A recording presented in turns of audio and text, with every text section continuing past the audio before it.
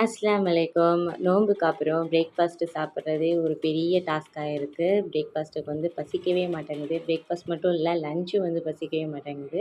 இன்னும் இந்த டைமுக்கு வந்து நம்மளுக்கு செட் ஆகல. அந்த நோம்பில் எப்படி ஸ்டார்ட்டிங்கில் வந்து நோன்பு சிரமமா இருக்குமோ, அதே மாதிரி தான் நோன்பு முடிஞ்சதுக்கப்புறமும் நார்மல் ரொட்டீனுக்கு வரதுக்கு கொஞ்சம் சிரமம். அதனாலயே என்ன பண்ணுறது, ரொம்ப லைட்டான ஃபுட்டு தான் நம்ம எடுத்துக்கிறது. ஸ்டார்ட்டிங் வந்து நான் ஜீரக தண்ணியோட தான் நான் டே வந்து ஸ்டார்ட் பண்ணுவேன். பிரேக்ஃபாஸ்ட் வந்து நாள் ஆக்குன சோறு வந்து அப்படியே மிஞ்சிருச்சு. ஸோ, அதனால் வந்து நான் நெய்ச்சோறு அப்படியே வச்சுக்கிட்டேன். பசிச்சா சாப்பிட்டுக்கலான்னு சொல்லிட்டு. ஆஃப்டர்நூன் லஞ்சுக்கு வந்து லெமன் ரைஸ் வந்து பொட்டேட்டோ ரைஸாக நான் செஞ்சுருந்தேன். அப்படியே கட்டி கொடுத்துட்டு, அதுக்கப்புறம் ஆஃப்டர்நூன் வந்து கொஞ்சம் சின்ன சின்ன ஒர்க்லாம் இருந்துச்சு. அதெல்லாம் முடிச்சுட்டு நல்லா ரெஸ்ட் எடுத்தாச்சு.